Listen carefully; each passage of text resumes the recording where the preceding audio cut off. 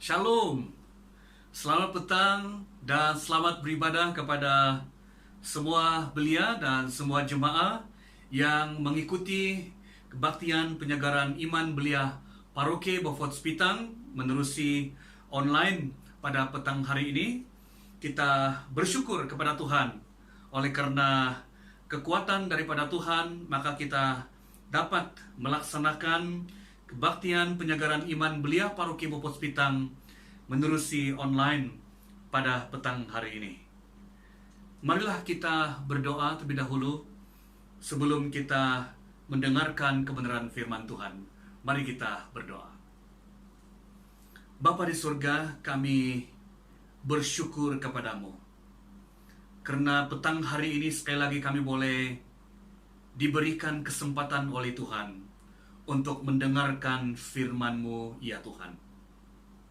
Oh Tuhan, dalam masa yang sukar pada hari ini, ketika kami menghadapi pandemik COVID-19, kami sadar Tuhan, kami perlukan sesuatu yang lebih daripada makanan jasmani, yaitu firman Tuhan yang keluar dari mulut Allah.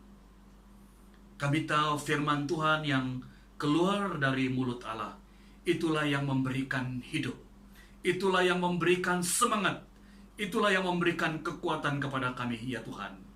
Biarlah Tuhan, pada petang hari ini, kami boleh belajar firman Tuhan, dan biarlah firman Tuhan yang kami dengar pada petang hari ini menguatkan setiap pribadi yang mendengarkan. Dalam nama Yesus kami berdoa. Amin.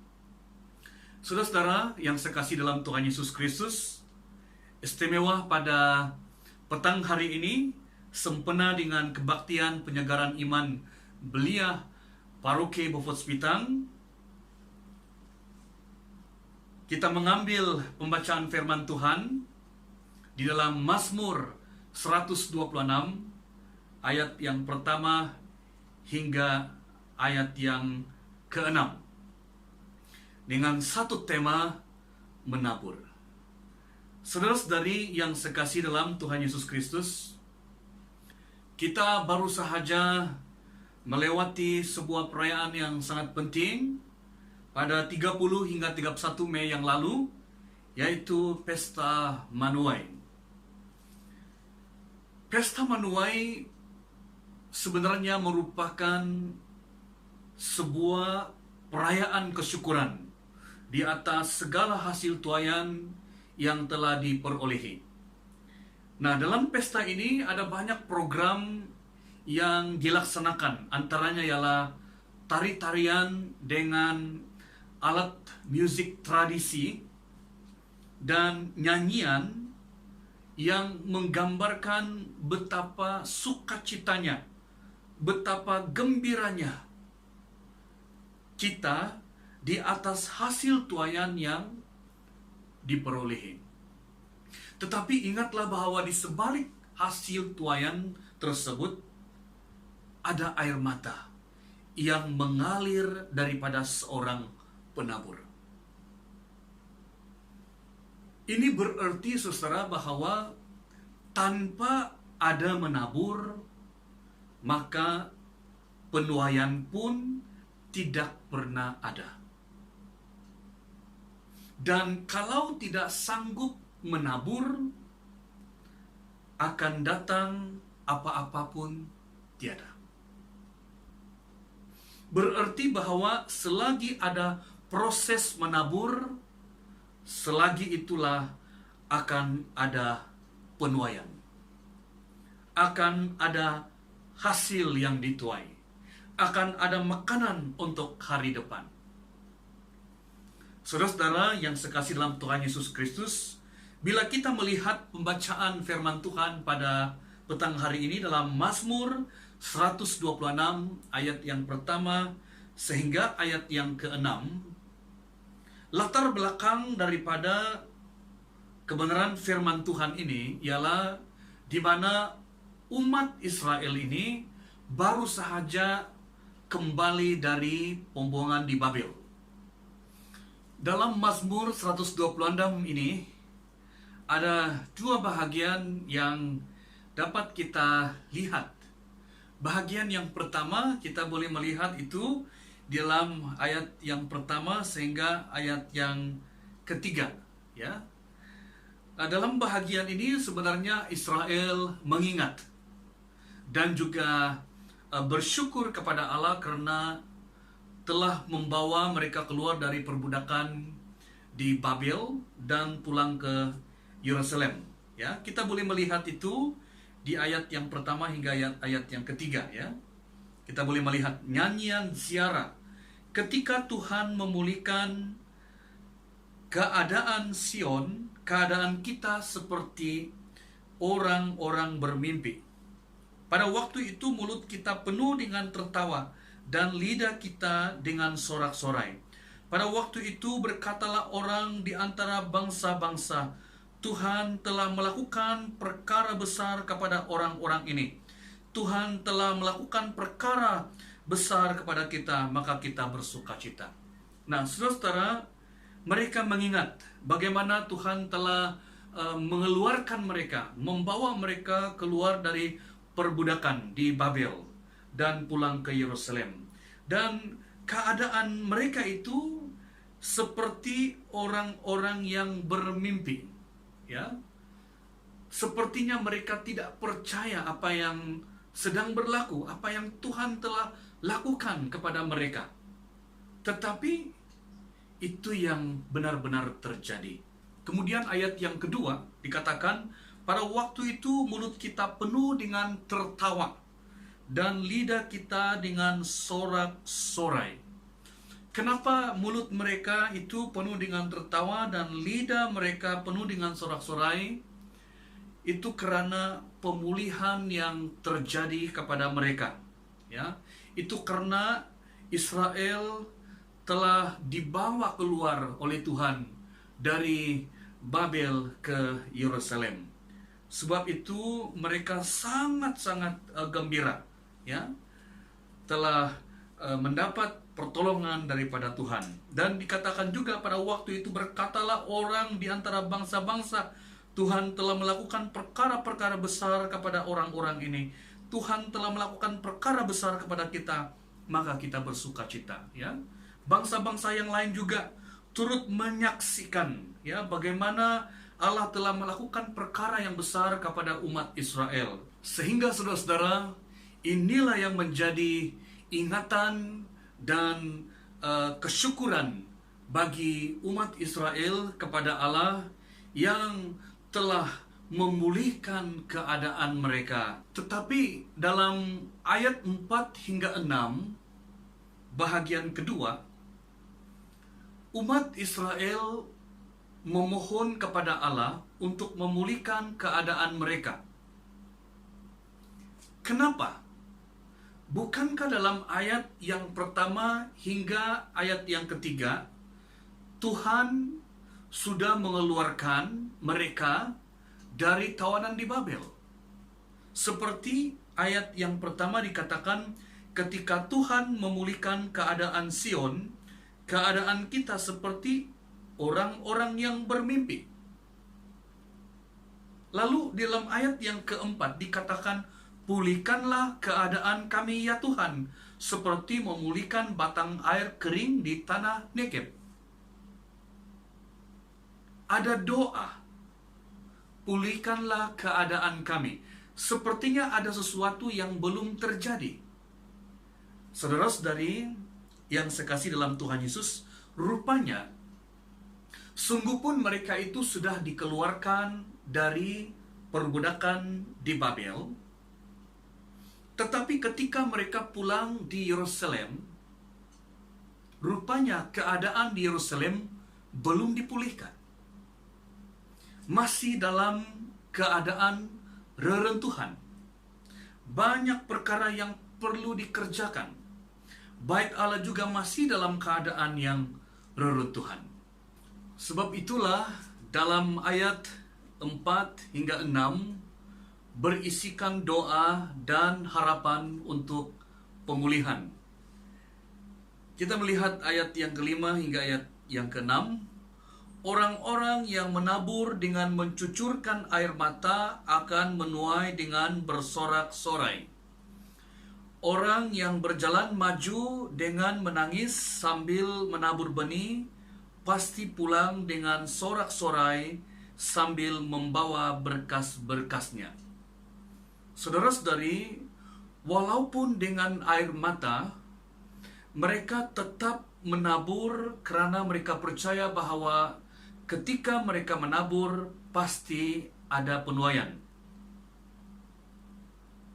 Berarti bahwa umat Israel memiliki pengharapan yang sangat kuat dan sangat tinggi.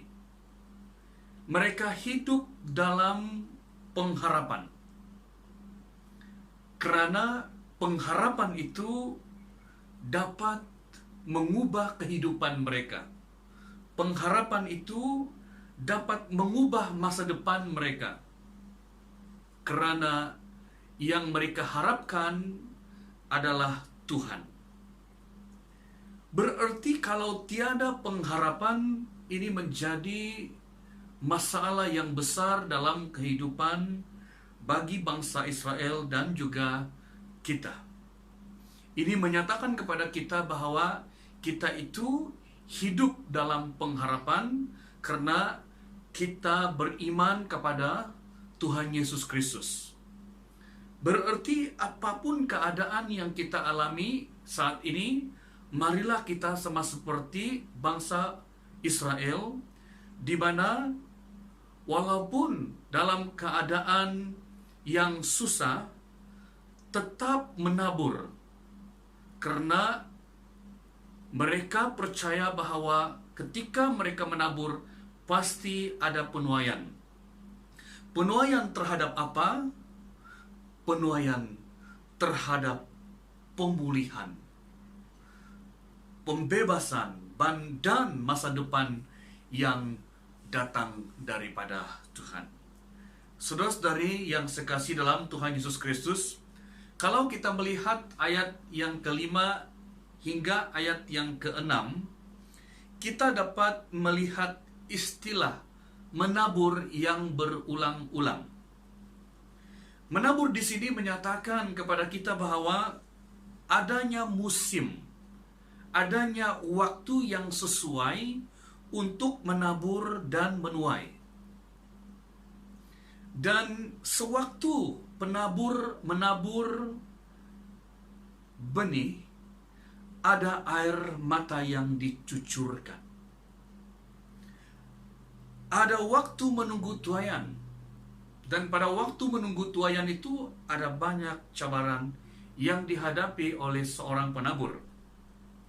Tapi waktu menuai hasil akan ada sukacita yang besar, akan ada sorak-sorai di dalam kehidupan mereka. Saudara-saudari yang saya kasihi dalam Tuhan Yesus Kristus, ada 3 prinsip menabur atau menjadi seorang penabur. Yang pertama, menjadi seorang penabur memerlukan usaha. Mari kita lihat dalam ayat yang kelima dan ayat yang keenam. Dikatakan di sana, orang-orang yang menabur dengan mencucurkan air mata. Kemudian ayat yang keenam, orang yang berjalan maju dengan menangis sambil menabur benih. Saudara-saudara yang sekasih dalam Tuhan Yesus, kenapa dikatakan bahwa seorang penabur itu perlu ataupun harus mencucurkan air mata dan menangis sambil menabur benih? Saudara-saudara, kita dapat melihat bahwa menjadi seorang penabur itu memerlukan perjuangan. Dan di dalam perjuangan itu ada usaha.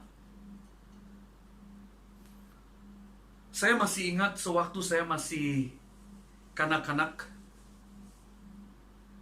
dan ibu bapak saya sempat untuk membuka ladang padi. Dan saya mengerti,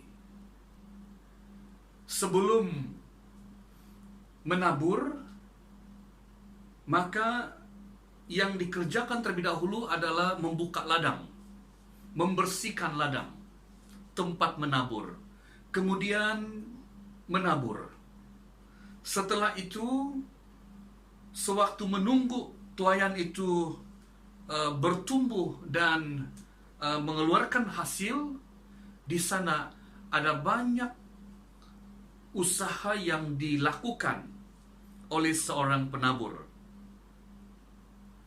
Perlu disiplin yang tinggi, perlu ada kegigihan, ada harga yang mahal harus dibayar, ada pengorbanan yang tinggi, karena banyak cabaran, baik waktu membuka ladang, atau waktu menabur, atau juga menunggu penuaian. Banyak musim yang harus dihadapi. Bukan sahaja musim, tetapi serangga dan juga haiwan yang datang merosakkan tanaman.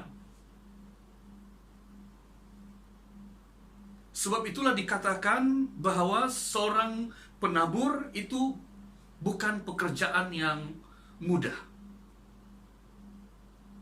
Seorang yang mau menjadi penabur tetapi tidak berusaha dengan keras, dia tidak mungkin akan menghasilkan tuaian yang banyak.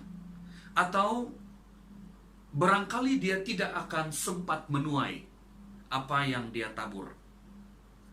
Karena seorang penabur memerlukan pengorbanan yang tinggi, memerlukan usaha yang gigih, memerlukan disiplin yang tinggi, ada harga yang mahal harus dibayar.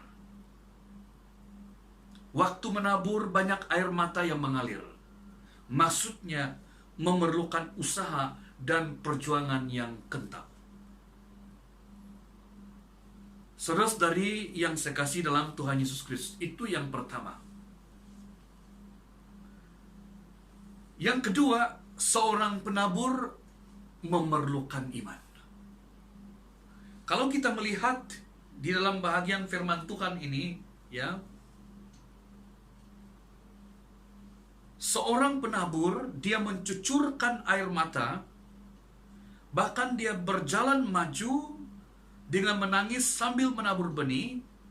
Kenapa dia dikatakan bahwa dia tetap berjalan maju dengan menangis sambil menabur benih? Karena seorang penabur ini, dia percaya bahwa apa yang dia tabur akan berhasil. Walaupun ada air mata yang mengalir, justru oleh karena dia memahami bahwa akan ada hasil, dia percaya bahwa apa yang dia tanam itu akan berhasil, maka dia siap untuk bekerja keras. Karena dia percaya bahwa benih yang dia tabur akan bertumbuh. Saudara-saudara, prinsip menabur ialah percaya bahwa benih yang ditabur akan bertumbuh. Tidak ada penabur yang mengharapkan benih yang ditaburnya tidak bertumbuh. Sudah pastilah bahwa orang yang menabur mengharapkan apa yang ditaburnya akan bertumbuh dan mengeluarkan hasil yang banyak. Jadi inilah prinsip menabur, ialah percaya bahwa benih yang ditabur akan bertumbuh. Saudara-saudari, tanpa iman, apapun yang kita buat sia-sia. Dalam menabur benih, kita perlukan iman. Kita harus percaya bahwa apa yang kita tabur itu akan bertumbuh. Kita harus berdoa. Apa yang kita tabur itu, kita doakan sehingga semua yang ditabur akan bertumbuh.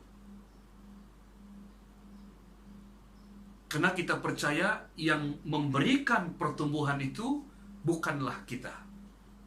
Kita boleh menabur, tetapi yang memberikan pertumbuhan itu bukan kita. Yang memberikan pertumbuhan itu adalah Tuhan sendiri. Sebab itulah dalam prinsip seorang penabur itu, dia harus percaya. Dia perlukan iman bahwa apa yang dia tabur itu akan bertumbuh. Mari kita melihat di dalam Ulangan bab yang ke-11 ayat yang ke-13 hingga 14. Saya baca untuk kita. Jika kamu dengan sungguh-sungguh mendengarkan perintah yang kusampaikan kepadamu hari ini, sehingga kamu mengasihi Tuhan Allahmu dan beribadah kepadanya dengan segenap hatimu dan dengan segenap jiwamu, maka Ia akan memberikan hujan untuk tanahmu pada masanya, hujan awal dan hujan akhir, sehingga engkau dapat mengumpulkan gandummu, anggurmu, dan minyakmu. Saudara-saudara, firman Tuhan berfirman kepada kita bahwa kita perlu sungguh-sungguh mendengar firman Tuhan. Dan sehingga dengan pendengaran akan firman Tuhan itu membuatkan kita sungguh-sungguh mengasihi Tuhan. Dan kemudian apabila kita mengasihi Tuhan, maka kita beribadah kepadanya dengan segenap hati dan segenap jiwa. Jadi jelas di sini saudara mengatakan kepada kita, kita perlu sungguh-sungguh mendengarkan firman Tuhan, ya. Sehingga apabila kita mendengarkan firman Tuhan, itu yang membuatkan kita mengasihi Tuhan, ya. Sehingga apabila kita mengasihi Tuhan, maka kita beribadah kepada Tuhan. Saudara-saudara, ada orang yang beribadah kepada Tuhan pada waktu dia perlu Tuhan. Sebagai contoh, pada waktu dia sakit, dia cari Tuhan. Dan dia minta didoakan. Dan selalunya ada kata-kata yang demikian. Di mana, kalau saya sembuh, maka saya akan serahkan hidup saya kepada Tuhan untuk melayaninya. Tetapi kalau tidak, bagaimana saudara-saudara? Nah, saudara-saudara yang sekasih dalam Tuhan Yesus, perkataan kalau menurut saya ini sepatutnya tidak ada dalam kehidupan kita sebagai orang Kristen. Menurut saya, jikalau kita akan katakan kalau saya mendapat apa yang saya minta daripada Tuhan, barulah saya beribadah kepada Tuhan, itu berarti pada waktu kau memerlukan sesuatu, baru kau mencari Tuhan. Berarti, jikalau kita menggunakan perkataan kalau, ini mempergunakan Tuhan sahaja. Tetapi yang benar ialah menggunakan perkataan kerana. Yaitu, katakan bahwa kerana kemurahan Tuhan, kerana anugerah Tuhan, kerana kebaikan Tuhan, maka saya mau melayani Tuhan. Saya mau beribadah kepada Tuhan. Dan orang yang mengerti seperti ini, dia akan beribadah kepada Tuhan seluruh hidupnya. Dan orang yang beribadah kepada Tuhan seluruh hidup, pastilah dia akan beribadah kepada Tuhan pada waktu-waktu ibadah yang dikhususkan, seperti ibadah minggu, kebaktian rumah tangga, persekutuan doa, dan sebagainya. Saudara-saudara yang sekasih dalam Tuhan Yesus Kristus, jadi ini kuncinya, ya. Kuncinya untuk kita, ya. Pada petang hari ini kita belajar firman Tuhan, yaitu kita harus sungguh-sungguh mendengarkan kebenaran firman Tuhan, sehingga ini yang membuatkan kita mengasihi Tuhan, dan sehingga ini juga yang membuatkan kita beribadah kepada Tuhan. Sekali lagi, beribadah kepada Tuhan bukan hanya hari Minggu, bukan waktu QRT, bukan waktu persekutuan doa sahaja. Ibadah ialah seluruh hidup. Karena kau mengasihi Tuhan, kau beribadah kepada Tuhan. Ya, seluruh hidupmu ibadah kepada Tuhan. Sehingga apabila kau mengerti bahwa hidup ini adalah sebuah ibadah kepada Tuhan, maka ibadah-ibadah yang ada, yang telah diatur, seperti yang saya katakan tadi, ibadah minggu, QRT, dan persekutuan doa, dan sebagainya, pastilah kita bergiat untuk melakukannya. Saudara-saudara, firman Tuhan katakan kepada kita, jika kita lakukan semua itu dengan segenap hati dan jiwa, maka aku akan memberikan hujan. Saudara-saudara, firman Tuhan dengan jelas memberitahu kepada kita bahwa apabila Tuhan memberikan hujan, ini juga menyatakan bahwa Tuhan akan memberikan pertumbuhan kepada benih yang kau tabur. Ya, sehingga benih yang kau tabur itu akan bertumbuh. Jadi di sini menyatakan kepada kita bahwa ada penyertaan Tuhan, ya, dalam setiap apa yang kita lakukan. Ketika kita menabur dan kita percaya kepada Tuhan, Tuhan akan memberikan hujan. Artinya Tuhan akan memberikan pertumbuhan kepada benih yang kau tabur itu. Jadi maksudnya Tuhan tidak pernah terlambat. Masalahnya kita yang tidak sabar. Ada musim, ya. Ada waktunya Tuhan memberikan hujan. Dan ini berarti Tuhan akan memberkati apa yang kau tabur. Dan ini menyatakan kepada kita masa Tuhan selalu tepat untuk memberkati kita. Jadi ini berarti, saudara, dalam kita berusaha untuk menabur, jangan lupa, kita memerlukan iman. Percaya, mendengar kebenaran firman Tuhan, sehingga kita mengasihi Tuhan, dan itu yang membuatkan kita beribadah kepada Tuhan seluruh hidup kita. Maka apabila ini kita lakukan dalam kehidupan kita, maka kita dapat melihat perkara yang ketiga, yaitu yang ketiga, menghasilkan tuaian. Ayat yang kelima, saudara, kita melihat sekali lagi dalam Mazmur 126 ayat 5 hingga 6. Dikatakan, orang-orang yang menabur dengan mencucurkan air mata akan menuai dengan sorak-sorai. Orang yang berjalan maju dengan menangis sambil menabur benih, pasti pulang dengan sorak-sorai sambil membawa berkas-berkasnya. Saudara-saudara, ini menyatakan kepada kita bahwa orang yang berusaha, orang yang beriman akan berhasil, ya. Usaha, iman, berhasil. Kamu akan bersorak-sorai sebab berhasil oleh karena pertolongan Tuhan. Jadi ini menyatakan kepada kita, saudara-saudara, bahwa orang-orang yang berharap kepada Tuhan dengan perjuangan, dengan bergantung penuh kepada Tuhan, dia akan berhasil. Inilah konsep seorang penabur yang perlu ada pada diri kita. Ada perjuangan, usaha, iman, dan akhirnya kita berhasil. Namun, semua ini akan terjadi apabila tanah itu subur.